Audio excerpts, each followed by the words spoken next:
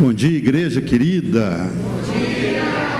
Felizes por estar na casa de Deus mais uma vez, não é? Como faz falta estar aqui. Estou saindo dessa quaresma de 3 semanas, ainda preciso cumprir mais uma por ordem médica, mas acompanhando de casa os cultos, mas não é a mesma coisa. Eu não sei como é que tem desigrejado, gente. Não sei como é que tem gente que aguenta viver sem a comunhão, sem sentir o cheiro, sem curtir as pessoas. E hoje, nesse dia especial, eu queria muito estar aqui, né, por ser Páscoa e tudo mais. E que bom que Deus me dá a oportunidade de estar aqui. Para os que não sabem, eu fiz uma coisa simples, uma operação de todo mundo já sabe, desvio de septo,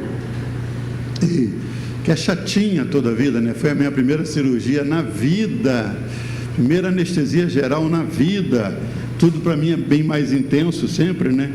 E a médica falou, nos 7 primeiros dias depois da cirurgia, você vai me odiar, mas depois você vai gostar, E eu estou curtindo aos 65 um direito que eu tinha e tinha sido cerceado, direito de respirar pelas 2 narinas, eu só usava uma, mas nunca me dei conta, não é? E 40 anos pregando, com dificuldades, mas vencendo, com respiração, com a ajuda de fonos e todos os recursos que eu podia, mas é muito bom. Estou deitando e dormindo a noite inteira, minha esposa, enfermeira-chefe, ela controla, ela diz, você está dormindo bem, não está roncando? E antes eu tinha que levantar porque o nariz fechado, então respirando pela boca secava, eu tinha que tomar água a cada meia hora, mas estou desfrutando de um privilégio que muita gente tem e eu nem sabia que tinha direito, que é dormir bem. E dormir bem faz toda a diferença, Então estou feliz por estar aqui, obrigado a você que orou para que eu sobrevivesse a essa, né? As mulheres passam por partos hoje, outros por pedra nos rins, e sabem o que é uma coisa difícil, né? Operação de desvio de septo é simples, mas de acordo com o paciente pode ficar mais complicado, não é o meu caso. Mas eu estou feliz, vou falar mais devagar hoje, porque a médica queria que eu ficasse, quer que eu fique há 30 dias pelo menos sem falar, sem me expor, mas espero não pegar nenhuma contaminação hoje e compartilhar algo que Deus pôs no meu coração já há alguns dias atrás, quando pensei nesse culto, esse culto lindo, e eu louvo a Deus por tanta gente que não viajou, né? Por você que ou viajou e já voltou, ou você que está viajando amanhã ou daqui a pouco, mas que hoje está aqui na casa de Deus. E sempre nos dias de Páscoa, eu estava lendo até as mensagens que preguei nas Páscoas anteriores, a gente fala sobre a ressurreição de Jesus, que é o motivo principal. Mas aí há uma certa confusão, e eu quero me colocar no papel de alguém que é novinho na fé, ou que está nos assistindo e não conhece tanto do Evangelho, e está fazendo essa confusão. Por que o dia de Páscoa, estamos falando de Jesus ressuscitou, que confusão é essa? A Páscoa, irmãos, para nós é como uma cortina, que tem beleza, e ela é vista com muita atenção, enquanto as pessoas estão ali na plateia, esperando a peça começar. Quando a cortina se abre, a cortina perde toda a graça, e é o show que vai ser apresentado, o espetáculo, a canção, a peça, que ganha a graça. Da onde vem a festa da Páscoa? Apenas relembrando, o povo de Israel estava no Egito, já há mais de 400 anos, escravizados, oraram por libertação, Deus levantou Moisés, e Moisés lidou com o faraó, com quem ele foi criado, ele fora criado junto a esse faraó que agora estava no poder, e ele tentou uma libertação pacífica, ele negociou, mas não aconteceu. Então Deus disse, eu vou lançar 10 pragas, que vão fazer com que ele libere o povo. E o Egito foi massacrado com as pragas. Praga das moscas, dos sapos, do granizo, das úlceras. E a última das pragas, a 10ª, Deus falou, ela vai ser fatídica, porque eu vou levar o primogênito, o filho mais velho de cada casa. Eu vou liberar o anjo da morte, vai passar em cada casa, e o anjo só tem uma ordem: na casa em que houver um símbolo de sangue nos umbrais da porta, nessa casa você passa batido, nas outras você entra e leva o filho mais velho. E o que os filhos de Israel, os hebreus, fizeram? Eles teriam que, 4 dias antes da Páscoa, que ainda não era chamada assim, eles teriam que trazer um cordeirinho para dentro de casa. Você imagina uma família com crianças que não trouxeram um cachorro nem um gato, mas trouxeram um cordeirinho para dentro de casa. Essas crianças se afeiçoaram, se apegaram. Criança se agarra a animais domésticos. Aí você imagina um cordeirinho bonitinho, branquinho, sem defeitos, sendo criado dentro de casa 1 dia, 2, 3, 4, depois de 4 dias, a família tinha que sacrificar aquele cordeiro. Já era uma encenação para o futuro, de que o Senhor seria morto pelos seus familiares, pelos seus amigos. A família teria que sacrificar esse animal, e com o sangue que ele seria recolhido numa bandeja, iam passar com uma planta que eles chamavam de sopo, que era como uma esponja. Eles iam passar a encharcar essa planta, e esse sangue era passado na cabeceira da porta, e era algo muito estranho, como muitas coisas estranhas que Deus nos pede para fazer. Os egípcios viram aquelas marcas de sangue, não entenderam, não quiseram copiar, mas a hora que o anjo da morte foi liberado por Deus, ele só sabia de uma coisa: nas casas onde estiver o sinal do sangue, eu não vou entrar. E em todas as outras casas do Egito, ele entrou e ele levou a vida do filho mais velho. E isso acabou com o Egito, inclusive no palácio de Faraó. O anjo entrou, o filho mais velho morreu, e eles ficaram tão irados e tão debilitados emocionalmente, que Faraó finalmente falou: vocês podem ir embora. E esse dia em que o povo foi liberado, essa festa de sacrificar o cordeiro inocente e passar o sangue nas portas, e essa saída de emergência, foi chamada a Páscoa, que significa passar sobre. O anjo veio e passou sobre a casa. Então o povo saiu, e todos os anos, nessa data, no dia em que eles saíram do Egito, o povo de Israel, que não tinha uma terra, mas tinha só um idioma, eles saíram do Egito, passaram 40 anos no deserto. Lá eles comemoravam todos os anos, é a festa mais importante para o povo judeu, e vieram comemorando ao longo dos anos, dos milênios, até que Jesus nasce. E Jesus nasce e pratica a Páscoa todos os anos da sua vida com sua família, e chega no último ano em que ele viveria nessa terra, aos 33 anos de idade. Capítulo 26 de Mateus fala sobre isso, e os outros evangelhos todos falam sobre isso. Quando ele pede, pastor Erickson acabou de lembrar, ele pede para que os discípulos preparem a festa. Quando eles perguntam: onde vamos preparar a Páscoa? Todo ano a gente faz isso. Então ele diz: preparem naquela casa e tal, e façam tudo bonito, e estava tudo ali. E essa Páscoa que Jesus chamou os discípulos para celebrarem, naquela noite ele estabelece uma festa nova. E foi uma reunião muito estranha, porque Jesus tinha os olhos no futuro e os discípulos os olhos no passado. Jesus estava vendo a nova festa que ele estava celebrando, e os discípulos lembrando da Páscoa lá do Egito. Então o Senhor estabeleceu aquela festa, que foi comemorada antes que o evento acontecesse. Tanto que ele pega o cálice, que era comum, tinha vinho ali, tinha pão, tinha peixe, tinha mel e outros alimentos à mesa, e ele está celebrando a Páscoa com os discípulos, porque era uma semana inteira de celebração, e isso ainda na quinta-feira, segundo os historiadores. Eles acham que era um feriadão de final de semana, oportunamente, e aí entre quinta ou sexta isso acontece. E aí o Senhor toma o pão e ele diz assim: ó, tomai e comei. E ali ele começa a estabelecer algo novo, olhando para o futuro. Ele diz: tomai e comei, isso é o meu corpo que é partido por vós. Como é que os discípulos podiam entender se ele estava vivo? Ele disse: isso aqui é meu corpo, esse pão é meu corpo que é partido por vós. Ele não pôs no futuro, ele diz que é partido. E ele toma o vinho e diz: esse é meu sangue, o sangue da nova aliança, do Novo Testamento, que é derramado por vós. Fazer isso todas as vezes em memória de mim. Como fazer em memória se ele está vivo? Mas ele sabia que nas próximas horas ele seria preso, logo depois morto. E aí o Senhor faz isso nessa nova, estabelecendo uma nova reunião, que para nós, não é, passou a ser a festa mais importante. Por quê? A festa da Páscoa é a mais importante para os judeus, que simboliza a libertação de um povo específico, o povo de Israel saindo do Egito.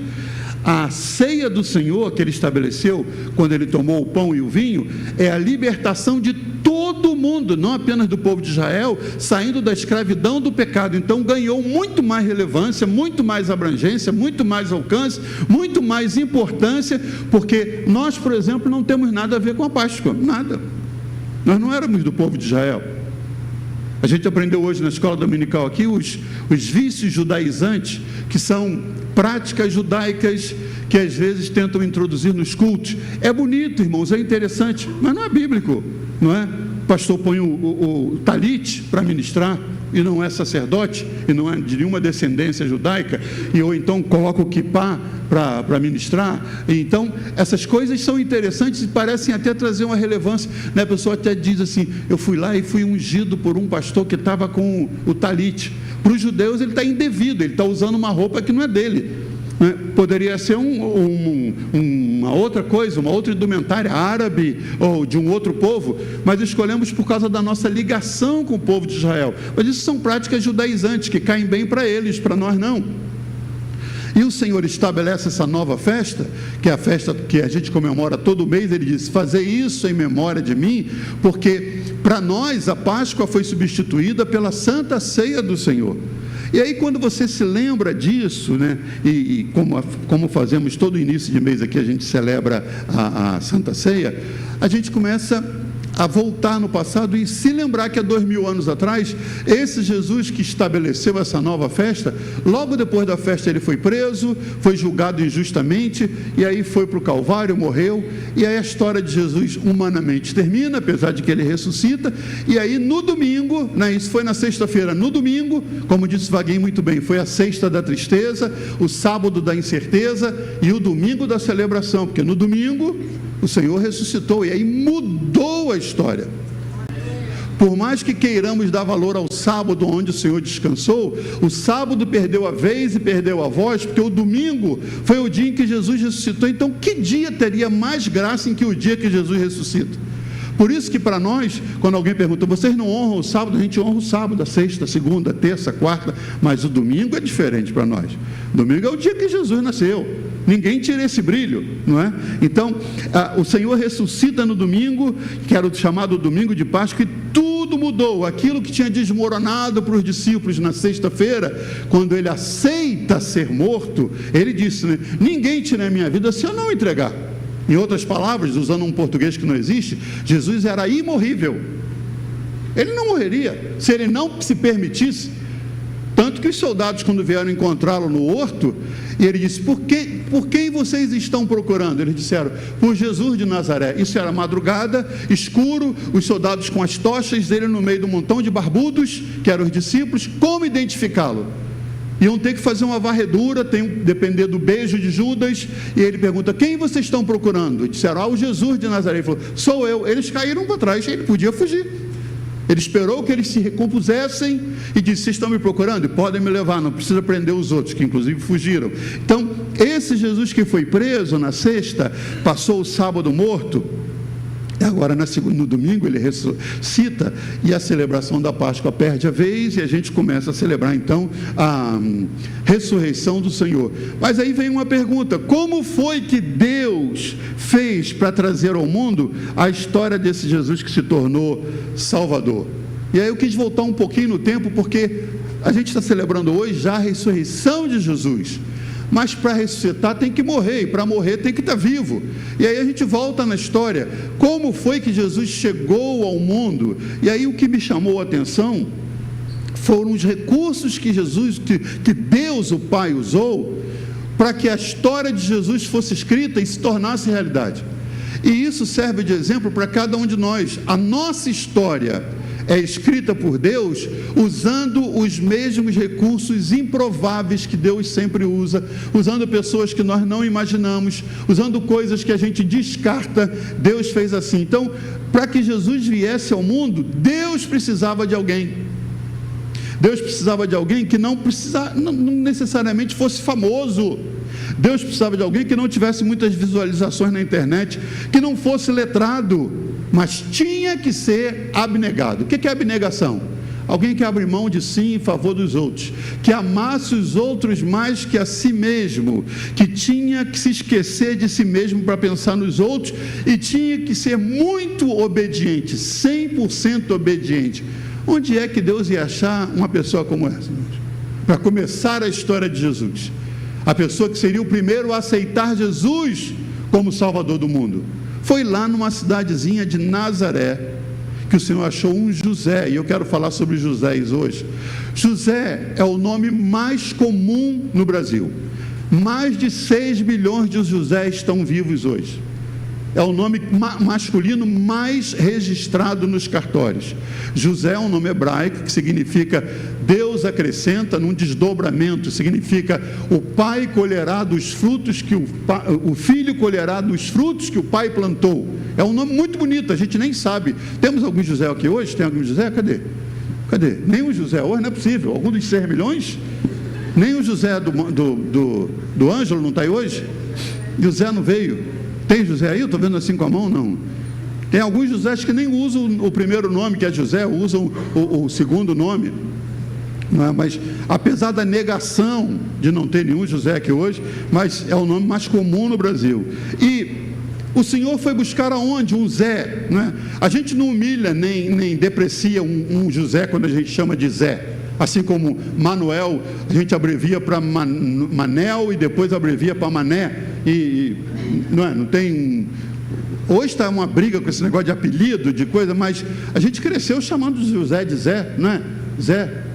E alguns Zés famosos, mas a gente chama de Zé. E tinha um Zé morando num vilarejo chamado Nazaré. Eu tive a oportunidade de conhecer Nazaré, já contei aqui hoje.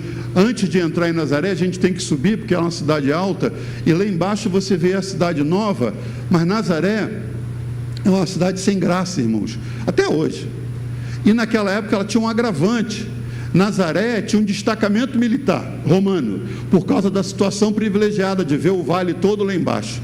Esses soldados ficavam muitos anos acampados ali, vigiando a cidade para guardá-la de invasões.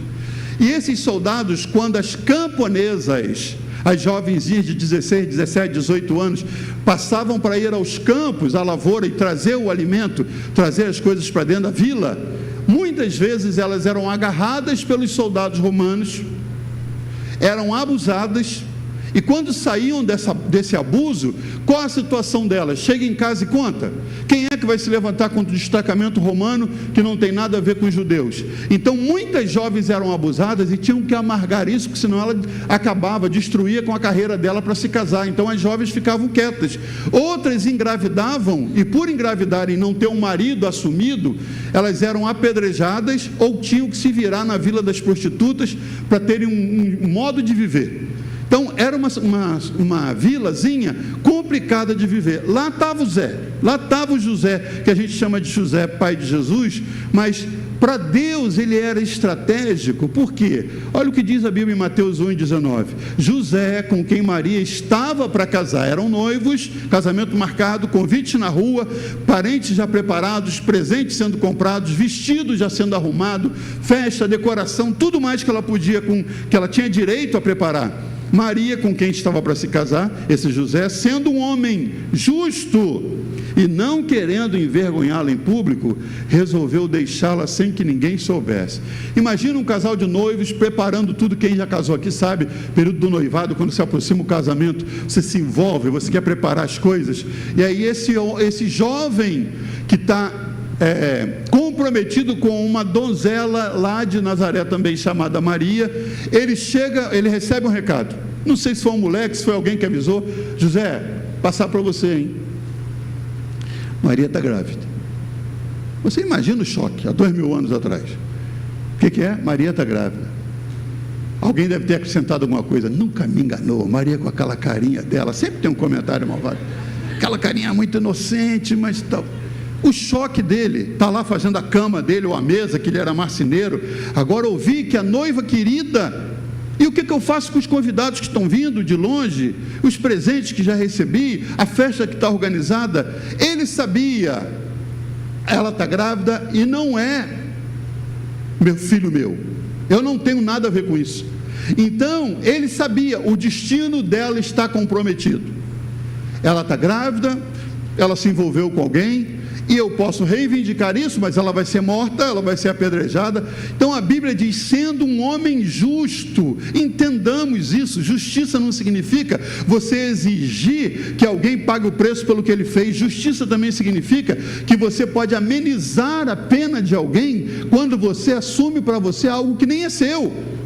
Por isso que a Bíblia destaca, o homem, ele era homem justo e não querendo envergonhá-la em público, porque ele não queria que ela fosse apedrejada. O que ele faz? Eu vou sumir, e eu vou passar a ideia para o povo de que engravidei antes do casamento, que era muito grave, ainda é, engravidei antes do casamento, e o que eu fiz?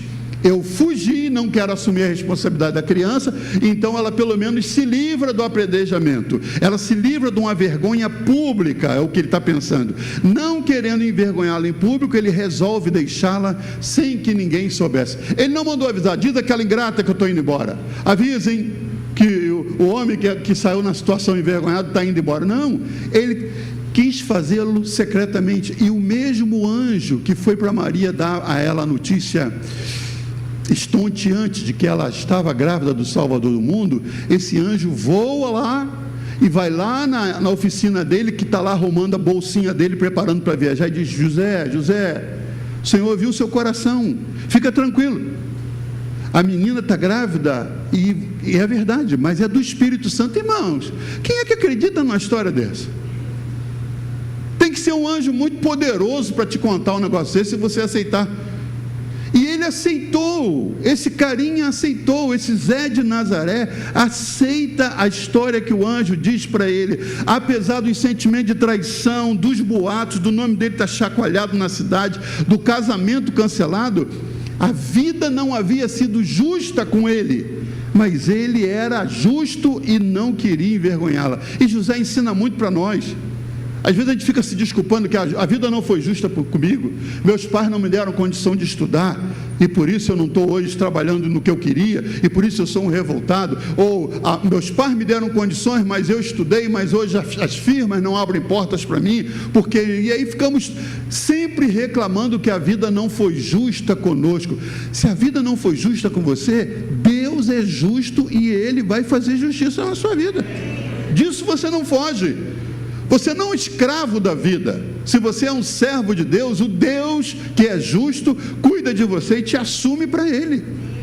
José, mesmo tendo uma vida que não lhe foi justa, ele decide assumir a responsabilidade quando ele foge, porque não quer envergonhar, e a Bíblia diz, ele poupa Maria, e aí o anjo vai a ele, conta para ele, e ele que tinha uma linha aberta com Deus, ele acreditava em sonhos, ele recebe a visão que o anjo dá para ele, e ele então assume Maria, e o anjo diz para ele, você tem que colocar sua sombra paternal sobre ela e sobre o bebê, assumir como se fora seu, continuar com essa mulher sem festa de casamento. É lindo nos presépios de Natal, a gente vê a historinha, a gente sempre tem um carinha, ninguém se preocupa muito com a carinha de José, mas a carinha de Maria é sempre a mesma, o bebê está lá, roubando a cena toda, porque ele é o Filho de Deus. Mas José, irmãos, José é um personagem que sem ele a história de Jesus não acontecia. Deus tinha que escolher alguém específico. Talvez você dissesse, poxa, Deus podia escolher um cara com nome melhor, com nome mais forte, não é? Deus estava lhe ensinando uma lição para nós. Sua procedência, você nasceu onde? São Gonçalo? Irmãos, não está de perdido de tudo. Nasci em Magé, nasci sei lá onde você nasceu, nasci na Baixada, nasci no Chapadão, não importa. Se Deus quiser te usar, o seu nome, a sua origem não significam nada para Deus, como não significou para José. Deus escolheu alguém de um lugar que ninguém escolheria, com um nome que não era esse nome todo, mas Deus queria usar esse homem. Que homem é esse? É apenas um Zé, apenas um Zé. Foi a palavra que Deus botou no meu coração, apenas um Zé que ninguém ligaria para ele, mas ele era um Zé. E quando o Senhor quis usar o José de Nazaré para escrever a história mais bonita da humanidade, que é a história de Jesus, José não se fez de rogado, José não se negou, José foi ao Senhor. Eu acho lindo, não é? O anjo aparece, isso muda tudo, ele aceita Maria, e agora tem que ir para Belém com Maria, ele vai, o neném nasce, ele protege, aí ele está ali, o anjo aparece de novo, diz: estão perseguindo o garoto, vai para o Egito. Eu fico imaginando as desculpas que nós usaríamos. Aí você vai ouvindo a palavra e diz assim: eu quero ser usado como José. Alguém aqui quer ser usado como José de Nazaré? Meu Deus, só eu, ninguém mais assim. Josefa de Nazaré, pode ser? Você diz: não é porque é o José, é a Josefa de Nazaré. Alguém quer ser usado pelo Senhor para que Ele escreva histórias na vida dos outros? Amém? Então é com você que eu estou falando, aqui ou em casa. Agora, o que acontece, irmãos? Às vezes, diferente de José de Nazaré, nosso Wi-Fi celestial está mal, está caído. A sua TIM nem tchan, seu vivo está morto, e sua Claro escureceu. Eu não sei qual das três é mais problemática, mas a gente tem dificuldades hoje, brigando de uma companhia para outra. Eu recebo ligações todo dia de uma delas, e aí quando eu atendo: não, você foi premiado com um desconto para a sua região. Aí eu vou para frente, digo: vamos lá, qual é o seu endereço? Eu dou meu endereço. Ela disse: não, nossa companhia não cobre seu endereço. Eu falei: por que ligou, filha? Põe no seu registro aí que vocês não alcançam o meu prédio. Diminui seu tempo e o meu de chatice. Por que ligar primeiro se você não checou antes para saber se meu endereço aceita a sua companhia?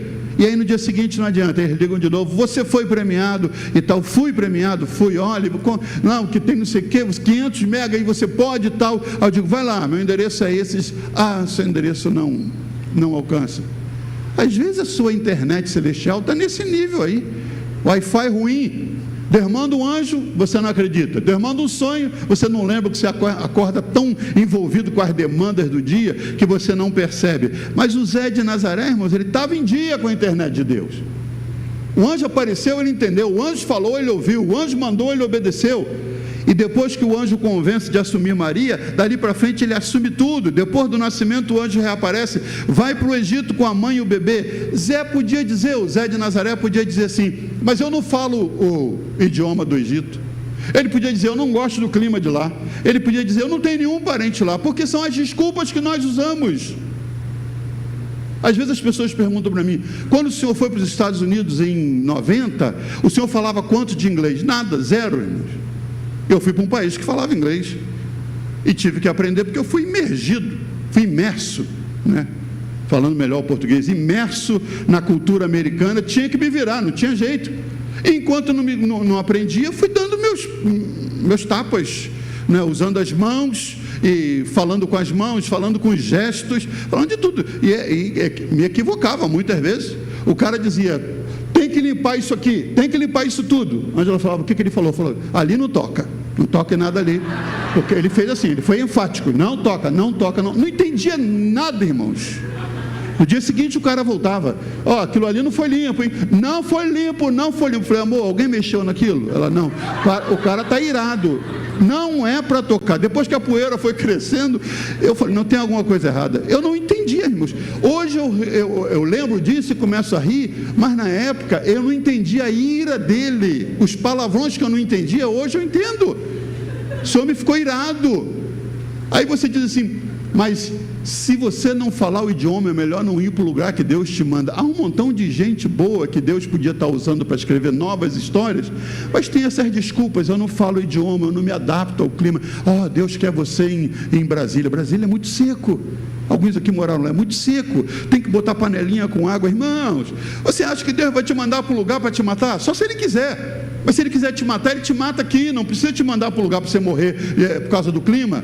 E as nossas desculpas, diferente do Zé de Nazaré, elas impedem. Às vezes a gente leva uma vida insossa, sem graça, e a gente diz: eu não sei porque que Deus não me usa, porque comigo não acontece. É porque você sempre tem uma desculpa no bolso para dizer para Deus: eu não posso. Senhor, não está vendo? Está vendo minha idade? Aí Deus te manda cedo, você diz: é que eu não casei ainda. Senhor, eu quero casar. Ele espera você casar, aí você casa. Ele diz: e agora? Vamos. Você diz: Senhor, agora tem uma criança vindo, não é? Como bom pai, eu quero criar essa criança e tal, no bom lugar. Aí a criança casa, aí você diz, agora eu estou livre. Não, mas tem os netinhos que nasceram, o Senhor não vai me mandar para longe dos netos, né, Senhor? Isso é uma impiedade, não dá para fazer um negócio desse. Aí quando os netos já cresceram e já casaram, você está lá com uns 65, 70 anos, aí o Senhor fala, e aí, agora nós vamos? Eles falam, agora eu tenho artrite, agora eu tenho artrose, agora não posso sair de noite, agora não posso caminhar mais. Aí você se torna um inútil para o propósito que Deus tinha há 30 anos atrás. Deus não mudou, o plano dele para você era o mesmo, só que você, diferente de José,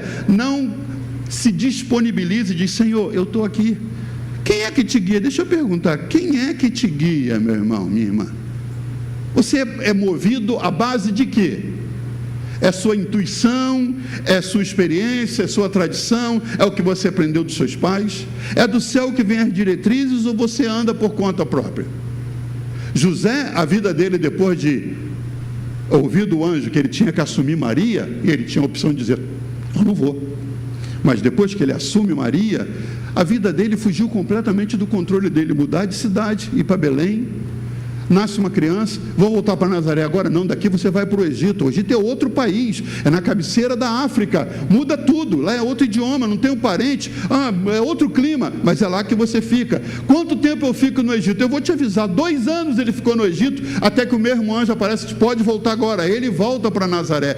O mapa da história de José perdeu o controle pessoal de José, mas estava no controle de Deus. Quem é que está no controle do seu mapa? Pergunta para o seu irmão aí, quem é que está no controle?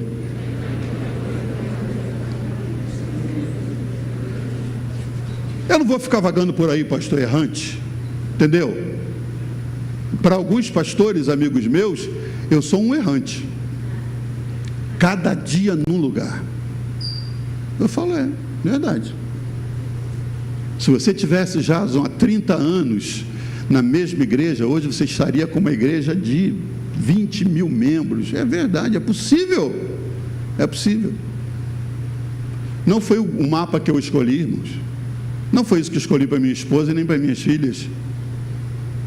Foi o mapa que Deus desenhou para a minha vida. E eu decidi obedecer. O que é muito custoso. Morei em cidades que o clima era completamente oposto à cidade anterior. Nós moramos em Los Angeles, 14 anos. É um clima estilo Brasília, seco. Depois viemos morar na Flórida, que você salta do carro, o óculos embaça, de tão úmida que é a cidade. Viemos morar em Forte Mais, moramos em Orlando, passamos por Filadélfia. Em alguns lugares o clima era muito quente, como em Orlando. Em outros lugares a gente pegou 20 graus abaixo de zero. Cada clima desse, mas não me matou, irmão, me fez mais forte. O Senhor, quando te chama para fazer algo, e chama porque Ele tem um propósito, e Ele quer que você seja parte da história que Ele está escrevendo, Ele só espera que você diga sim e obedeça, sem colocar suas emendas pessoais naquilo que Ele chama. A história de Jesus é contada hoje por causa de um cara de Nazaré que abriu mão da sua própria história e marcenaria, esqueceu a marcenaria, depois ele voltou, anos depois, mas antes disso teve que perambular por Belém, sem um lugar. Imagina um cara que nem casou direito, assumiu uma mulher grávida e o neném está nascendo, ele aceita Jesus como Salvador do mundo, foi o primeiro, agora ele quer um lugar, uma pousada, e ele não consegue, tem que ganhar um neném numa estrebaria, num estábulo de animais. Ele não programou isso, ele devia olhar para o céu e dizer, o Senhor disse, não, é isso mesmo, José, é isso mesmo, estou entendendo nada, não tem problema não. Nossa guerra é que a gente fica querendo entender o plano de Deus, Ele só quer que a gente obedeça. Já dizem os entendidos que o abecedário do céu é obedecer, não é ABCD, é obedecer. A gente não aprende isso. É melhor vagar errante pelo deserto, escrevi isso aqui em letras garrafais para mim. É melhor vagar errante pelo deserto, debaixo da cobertura de Deus, do que morar numa metrópole vivendo por conta própria. Pegou a visão? Deus não se incomoda que você sonhe e faça suas programações, irmãos. Não, eu quero fazer assim, vou trabalhar, vou guardar um dinheiro, aí vou comprar um apartamentinho de 2 quartos, e aí vou me casar. Bonito, bonito. Pode ser que Deus venha, carimbe e diga, estou junto, é isso aí. E pode ser que Deus pegue esse plano seu, amasse, coloque no bolso, não, eu tenho um melhor aqui. Aí quando você lê, diz, Senhor, mas isso aí fala de mudanças, isso aí fala de outra carreira, isso fala de morar num lugar que eu não programei. Como é que é isso? Quer dizer, você tem duas opções: você pode fazer a sua vontade e você vive por sua conta, ou você me ajuda a escrever a história, aceitando o plano que eu tenho e as orientações que você vai recebendo. Quando é que essa orientação vem? Vem quando eu decidir que ela venha. O Senhor vai mandar o recado, você obedece até a próxima orientação. E é isso que nos consome, não é, irmão? A gente quer um mapa antecipado. Faz assim, dobra a direita lá, depois de 3 quilômetros você vira à esquerda, aí você para e tal. E como é que Deus funciona? Dobra a direita. E aí? Não, dobra a direita e vai. Sim, mas depois, quando chegar na hora, eu vou te dizer. Aí você vai na direita e fica: Senhor, não, você está no caminho certo, é isso mesmo. Mas e a próxima? A próxima hora que chegar, que é para virar para a esquerda, eu te digo: agora você vira à esquerda. E esse processo de Deus, que para nós é irritante, porque Ele não concede informações antecipadas, pelo menos o Deus a quem eu sirvo. O seu pode ser diferente. O meu, Ele não concede orientações antecipadas, porque Ele quer gerar em mim a fé nele, que creio que Ele sabe o que está fazendo. E se Ele me der o controle antecipado, a bússola mostrando o mapa todo, eu digo: nem preciso de Deus, eu já sei, assim, eu sou bom motorista, eu já sei como seguir. Ele quer essa dependência diária. Por isso que Jesus, quando ensinou a oração do Pai Nosso, Ele disse: Pai Nosso que estás nos céus, santificado seja o teu nome, venha o teu reino, seja feita a tua vontade. O pão nosso de cada semana, não, de cada dia. O pão de segunda-feira você pede quando? Você pede segunda-feira, e não adianta vir por atacado e dizer: Senhor, eu quero resumir, tenho muito prazer de estar na sua presença, eu sei que o Senhor é bom, eu queria pedir o pão dessa semana toda. Seria muito mais fácil, não é, Frank? A gente está numa luta de: Senhor, manda o pão da semana, garante aí o pão até de segunda até domingo, que eu vou ficar mais tranquilo. O Senhor diz: não, você pode ficar tranquilo, mas eu espero você amanhã, terça-feira, vindo aqui pedindo pão da terça. E na terça você pede o pão da terça, e na quarta você pede o pão da quarta, porque Deus quer relacionamento diário, envolvimento diário, como Ele fez com José. E Deus continua precisando de pessoas simples como Zé de Nazaré, para que a história seja contada. Os anos se passam, 33 anos se passam na vida de Jesus. José já morreu, já saiu da história, nem teve tempo de ser louvado, apreciado pelos amigos de Jesus. José, seu filho, era o Messias, porque quando Jesus chega a ser reconhecido como Messias aos 30, a história mostra que José já tinha desaparecido. Aí chega a hora em que Jesus é preso, é julgado, como nós lembramos, como na sexta-feira, e o Senhor é preso, julgado, morto, e agora Jesus está morto, e seus discípulos fugiram amedrontados. A gente fica procurando, irmão, na hora que Jesus está na cruz, na sexta-feira, Ele morreu às 3 horas da tarde, Ele ficou algumas horas agonizando na cruz. Cadê os discípulos de Jesus que o amavam tanto? Vazaram. E aqueles 20 e tantos mil que Ele alimentou com pão e peixe? Sumiram. E os coxos, os cegos, os aleijados, o pessoal que Ele curou ao longo do seu ministério? Desapareceram. Ele está sozinho na cruz. Deus, para que ninguém visse muito a vergonha do Filho, fez o céu escurecer, e o sol não deu sua luz, e as nuvens vieram, e ficou um dia sombrio, e Ele está lá na cruz abandonado.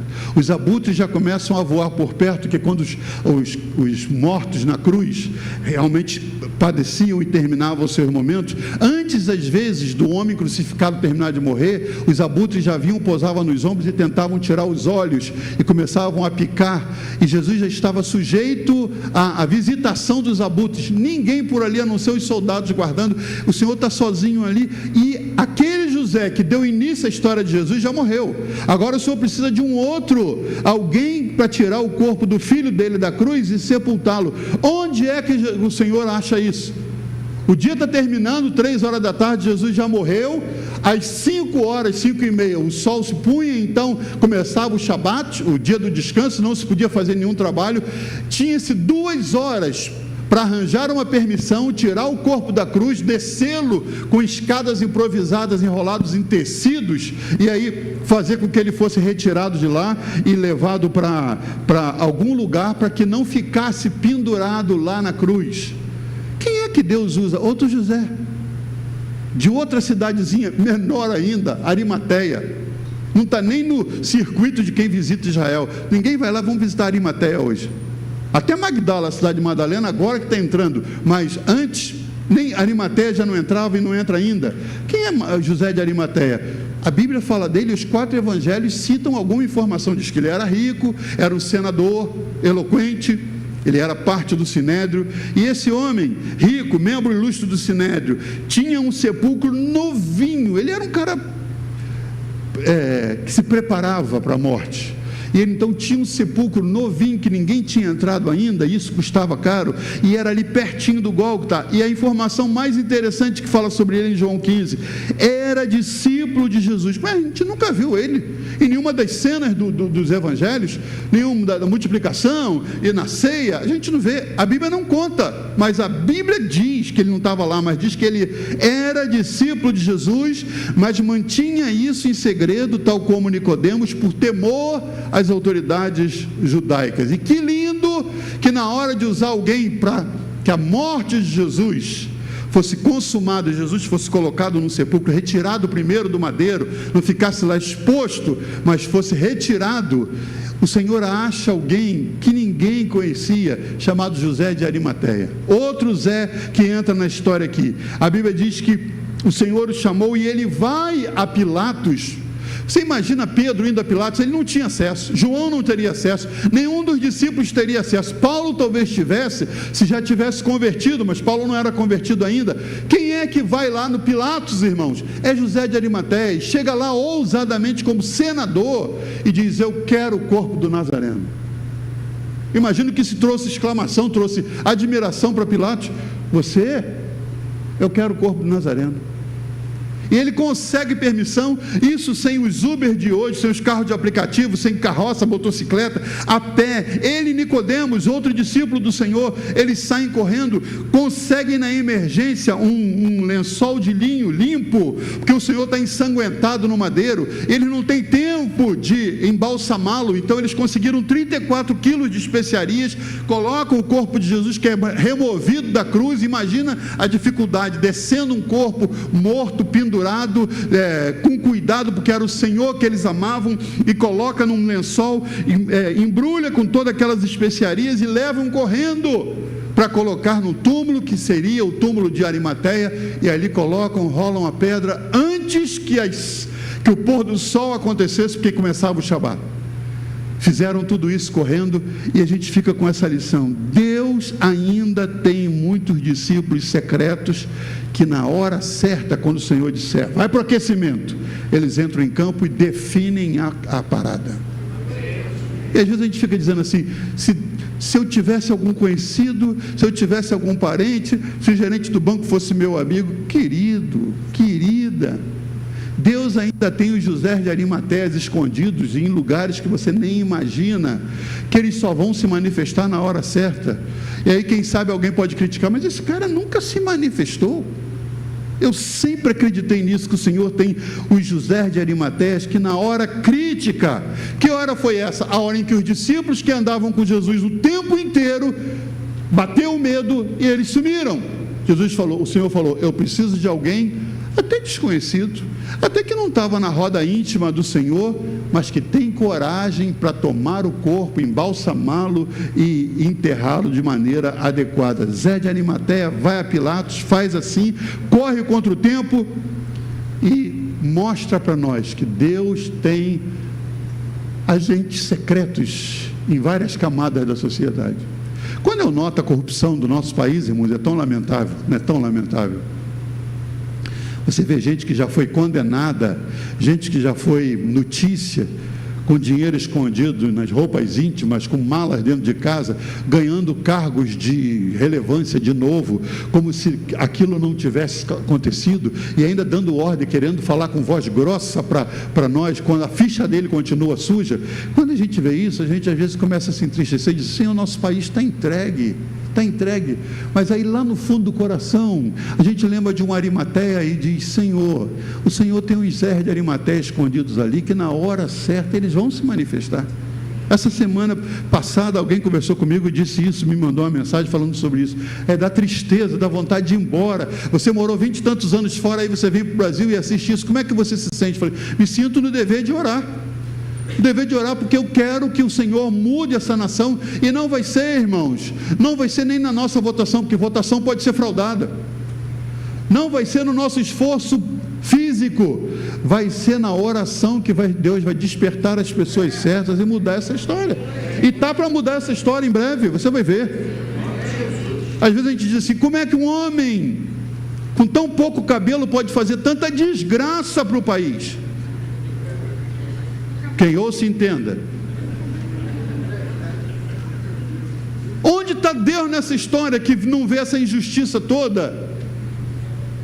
Não importa o seu partido, você tem discernimento para entender que aquela multidão que está presa não merece aquela pena toda, quando a gente teve um ex-governador que tem 400 anos de pena e está em casa fazendo vídeos, sendo influencer, e aí pega uma pessoa que está presa e vai passar 14 anos presa, nem direito a julgamento teve ainda. E aí você olha uma coisa dessa, só se você for que não consegue entender. Há um excesso de carga, há um viés político nisso, está claro isso. Qualquer pessoa de fora lê esse livro e diz: claro, isso está vendo aqui.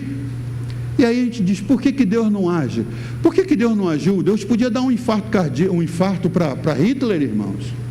Hitler matando judeu um atrás do outro, causando mal para o mundo inteiro. A Alemanha, que hoje se arrepende de ter Hitler na sua história, que nem alemão era austríaco, mas veio para a Alemanha, acabou assumindo e fez a desgraça que fez. Será que não tinha crente naquela época orando, dizendo assim: Deus, aonde o Senhor está que esse homem faz essa desgraça toda, operado pelo maligno, e o Senhor não se move? Deus tem seu tempo e seu modo de agir, e o modo dele vai aparecer a qualquer hora, pode esperar isso. Deus vai agir, alguma coisa vai acontecer. Qual é o nosso papel? Orar. Senhor, onde está o José de Arimateia lá de dentro do Senado, dentro do STF, dentro do nosso governo? Aonde eles estão? Eles estão aí, eles continuam vivos, eles só esperam o sinal do Senhor, por aquecimento, que aí você vai entrar e definir essa história. Eu creio nisso, você crê? Diga amém. Aí a história termina de Jesus. José de Arimateia é usado, o primeiro José, o de Nazaré, começou a história do Senhor, agora o de Arimateia conclui, e aí a igreja de Jesus começa a crescer. Aí o Senhor ressuscita, inaugura a igreja, dá a eles a missão de levar o Evangelho para a história do Evangelho para o mundo. Essa igreja cresce em Jerusalém, e seus discípulos não conseguem sair dali, não tem abrangência, não tem alcance, os discípulos não vão muito longe. Deus alcança por conta própria um cara que era perseguidor da igreja, chamado Saulo, e Deus não acha quem o apoie. A igreja de Jerusalém está tão envolvida com o Evangelho para os judeus, que ela não consegue enxergar qualquer pessoa de fora entrando. O que Deus faz? A igreja de Antioquia começa a crescer e precisa de missionários. Quem seria o primeiro? Deus acha outro José, e é bonito que a gente nem nota que o nome dele é José. José, que veio lá de Chipre, da ilha de Chipre, diz o texto em Atos 4.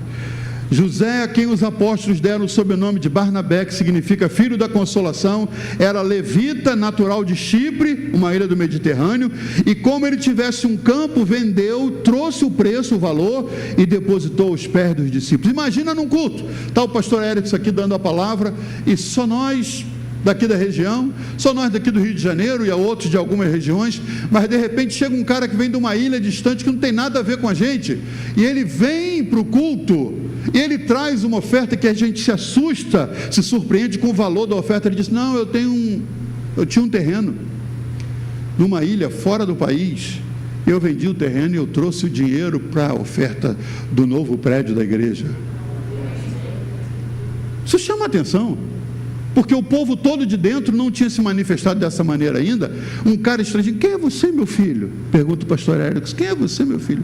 Não sou daqui, sou na ilha de Chipre. Chipre? Ali, no Mediterrâneo. Mas eu sou levita. Meus pais eram judeus, eu nasci levita, e eu vim para participar dessa igreja. Há membros que você luta para trazer, e há outros que Deus traz sem você imaginar, e eles fazem diferença.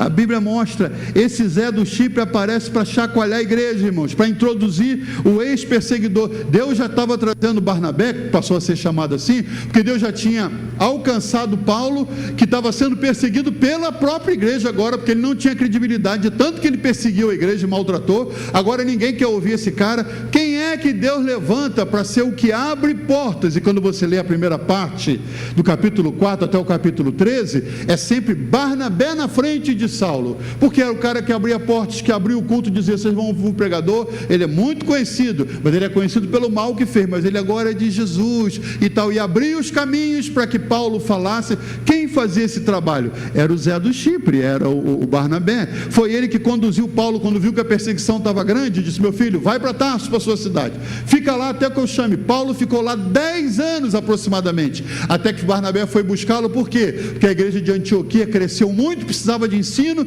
Ele falou: tem um cara que é bom, é um mestre da palavra. Ele só não está em atividade porque ele está na cidade dele. Foi a Tarso, trouxe Paulo de volta, e Paulo começa a ministrar. Mas está lá, na cidade de Barnabé, Atos capítulo, na cidade de Antioquia, diz Atos 13, haviam alguns mestres e doutores e profetas, e o primeiro a ser citado não é Paulo, é Barnabé, que era o José, que a gente conhece, que vindo lá de Chipre. Ele conduziu Paulo para Tarso, ele trouxe de volta, ele saiu levando Paulo na primeira viagem missionária. Quero concluir lembrando que quando Deus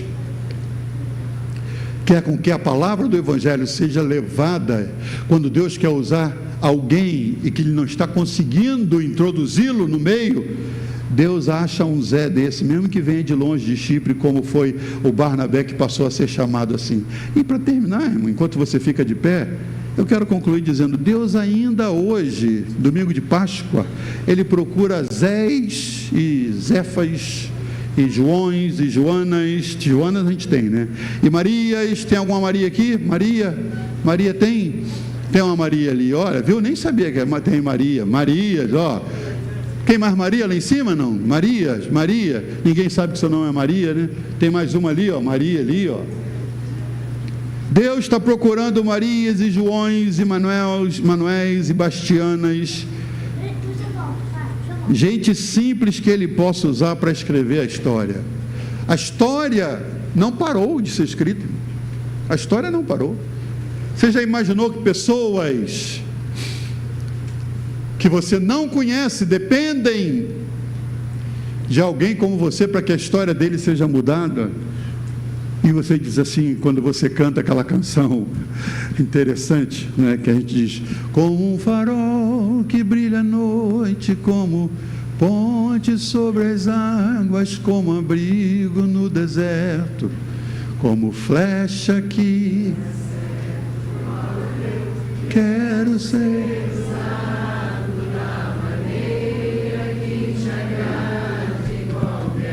Ora e em qualquer lugar. Diz aqui a minha vida, usa-me, Senhor, usa-me. Só essa última frase da canção: eis aqui a minha vida. Olha essa oferta, olha essa entrega. Eis aqui a minha vida. Vê, Afonso. Eis aqui a minha vida. Você está cantando para Deus, quem sabe já cantou isso tantas vezes.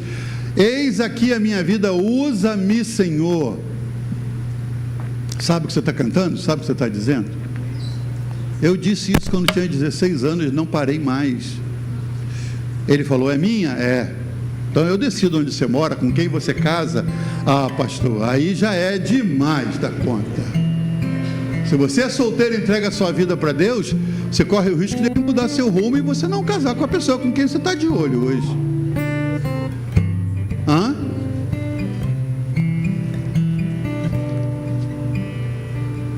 Deixa eu ir mais fundo. Às vezes sua vida está parada porque você se irmou com uma pessoa, e porque você é um escolhido de Deus e deu sua vida para Ele, amarrou, parou aí, nem para frente nem para trás.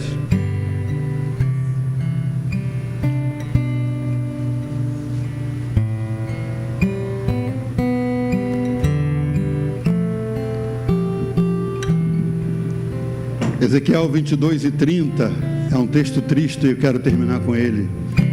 Deus assina o texto quando ele diz assim: procurei alguém, Jason, Deus falando comigo, procurei alguém que reconstruísse um muro que guarda a terra, que se pusesse na brecha para que eu não a destruísse.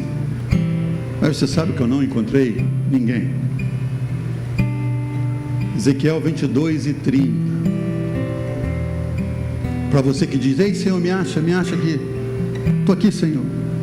Aí ele está dizendo: eu estou procurando alguém que reconstrua o muro que guarda a terra e que está bombardeado, que está quebrado. Aí você diz: mas eu não sou pedreiro. Você acha que Deus se importa com isso? Noé não era construtor naval e fez o maior barco mais interessante que já pousou nessa terra, que já navegou nesses mares. Ele nunca fez nenhum cursinho, nem por correspondência de construção naval. Ele era agricultor. Sua profissão é um argumento para Deus, mas não é um impedimento. Deus pode te usar no que você sabe fazer, ou simplesmente te usar em outra coisa. Procurei alguém que reconstruísse um muro que guarda a terra, que se pusesse na brecha para que eu não a destruísse, mas eu não encontrei ninguém. Eu oro, e foi a minha oração em casa, e faço aqui agora, para que nessa manhã bonita, esse pessoal todo bonito que está aqui, curtindo a casa de Deus no dia da ressurreição de Jesus, no dia da celebração da Páscoa, que haja um ou dois, pelo menos, não importa se você é Zé ou não. Eu quis enfatizar que seu nome não faz diferença, sua origem não faz diferença, sua construção pessoal não faz diferença, que sua formação não faz diferença. Deus vai usar o que você sabe, é claro. Deus vai usar o que você sabe. Eu brinquei hoje com meus amigos pastores, porque lá em Guapi, nossa querida filial, pastor Edson operou a boca, operou os dentes e não pode falar. O pastor Marco Aurélio está de cama, está ruim. O pastor Henrique está de plantão. Então ele me ligou dizendo: pastor, a gente precisa de alguém para fazer o louvor e para pregar lá em Guapi. Eu sei que eu vou para a cabeceira da fila porque faço os dois, por saber cantar ou tocar um pouquinho. Eu disse para os meus pastores: todos vocês vão ter que aprender a tocar alguma coisa até o final do ano, não é? Para que a lista fique justa, não é? Você vai ser mais usado se você tem mais ferramentas para que Deus use. Está aí a escola de música para qualquer um se matricular. Você não tem nem essa desculpa. Quando eu começo a pensar, irmãos, como eu estava pensando nesse dia de quaresma em casa, pensando no céu, eu disse: Senhor, aquele momento da prestação de contas vai, ainda bem que não tem condenação, mas que vai ser muito, é por isso que nem vai ser no céu, vai ser nos ares, porque no céu não é lugar de tristeza, não é? Mas quando o Senhor perguntar para você assim: esperava mais de você. Aí você entra com os seus argumentos: Senhor, é que eu não era músico. Ele falou: mas tinha uma escola de música lá na igreja que você estava, não tinha? Senhor, mas é que eu não era bom de palavra. Tinha um seminário lá na sua igreja, não tinha? Tinha. Senhor, é que eu não tinha oportunidade. Tinha uma filial para você falar de vez em quando, se você praticar, não tinha? Irmãos, diante de Deus nós nos tornamos inexcusáveis. Então é melhor arrumar coisa agora, para não ficar ruim demais diante dele. Que ele diz que a gente vai ter oportunidade de colocar nossas obras diante dele, e ele vai botar no fogo. Se forem de ouro, de metal, vão sobreviver. Se não, vai queimar tudo. Isso não trouxe nada para cá, rapaz. Queimou tudo. Aí eu me pego pensando no que eu estou me gastando aqui embaixo, em coisas que vão ficar, em coisas que... E Deus olha para mim e diz: posso usar você, Mané? Posso usar você, Zé? Posso usar você, fulano? E eu estou tão envolvido com as minhas coisinhas que vão ficar aqui, que não vão contar em nada lá para cima, para o relatório final. Deus contou com José de Nazaré, ele não decepcionou. Contou com José de Arimateia, contou com José do Chipre. E essa noite, essa tarde, eu oro para que ele olhe para cá e diga: olha, sabe aquele texto que foi registrado em Ezequiel? Procurei alguém que reparasse o muro, que estivesse por mim na brecha por essa terra, para que eu não a destruísse, e não achei ninguém. Eu estou mudando o texto: achei alguém, achei alguém. E você possa dizer: Senhor, vai mudar, estou aqui, Senhor. E aí você não cante essa canção simplesmente porque a Aline gravou e ela é muito bonita. Você Você canta porque você realmente quer ser usado por Ele. Eis aqui a minha vida. Você canta e que isso seja uma verdade na sua vida. Vamos terminar cantando? Quem sabe é o tempo de você, no dia da ressurreição de Jesus, colocar seu coração diante de Deus e fazer essa entrega da maneira mais sincera, mais real possível, dizendo: Senhor, eis aqui a minha vida, toma. E aí as coisas vão mudar para você e para o Reino. Sonda-me, Senhor, e me conhece. Ele está sondando. Quebranta meu coração. Transforma-me conforme a tua palavra. Esse é o trabalho dele. E enche-me até que em mim se ache só a ti. Então usa-me, Senhor. É tudo que ele quer. Usa-me como um farol que brilha à noite, como ponte sobre as águas, como abrigo no deserto, como flecha que acerte o alvo. Eu quero ser usado da maneira que te agrade, em qualquer hora e em qualquer lugar. Eis aqui a minha vida, usa-me, Senhor, usa-me. Um farol que brilha à noite, como ponte sobre as águas, como abrigo. Levante as suas mãos para que ele te ache hoje aqui. Levante as mãos para ele. Flechas que acerte o alvo. Eu quero ser usado da maneira que te agrade, em qualquer hora e em qualquer lugar. Eis aqui a minha vida, usa-me, Senhor, usa-me. Eu quero terminar em alguns segundos, mas quero perguntar: quem sabe alguém aqui hoje veio essa manhã a convite, veio para ver um filho ou um neto se apresentar aqui, ouviu essa palavra e você reconhece que sua vida falta sentido, falta significado, mas você quer ser instrumento de Deus para escrever a história de outras pessoas, de outras famílias. E essa é a oportunidade de você dizer oficialmente: Senhor, eis-me aqui, quero ser útil. Você tem que começar entregando sua vida para Ele, o reconhecendo como fez José, reconhecendo a Jesus como Senhor e Salvador da sua vida. Se você quer reconhecer Jesus como seu Salvador, essa manhã ainda, esse início de tarde, você tem a oportunidade de fazê-lo agora. Você pode no seu lugar levantar a mão, ou você pode sair do seu lugar e vir à frente. Se você precisa de ajuda para que alguém ore por você, basta que você levante a sua mão e nós queremos orar por você. Você nunca mais vai se esquecer dessa data. Você vai dizer: no dia de Páscoa, no ano de 2025, Jesus nasceu e ressuscitou na minha vida. Você está aqui, você tem essa chance de fazê-lo agora.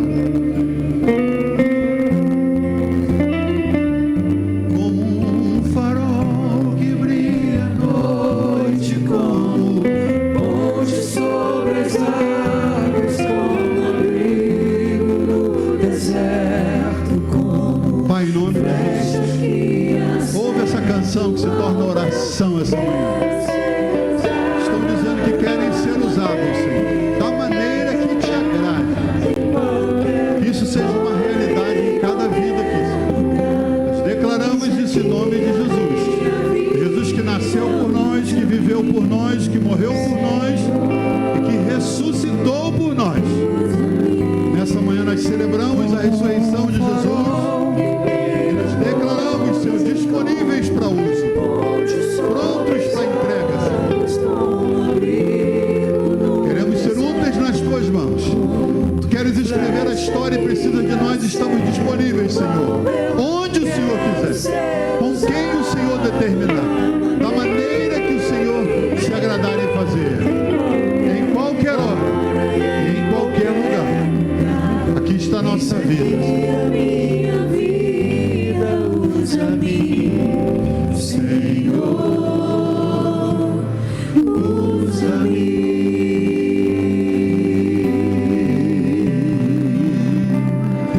graça de nosso Senhor Jesus Cristo, que nasceu, morreu e ressuscitou por nós, o amor de Deus, o Pai, que nos amou ao ponto de entregar seu Filho, e o Espírito Santo, a graça do Senhor, o amor de Deus e a comunhão do Espírito Santo, seja com todos desde agora e para sempre. Todo o povo de Deus diz: Deus te abençoe. Vai almoçar com sua família, vai festejar com seu cônjuge, celebre na presença do Senhor.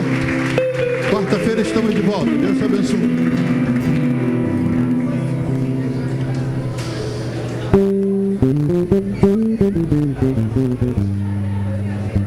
Thank you.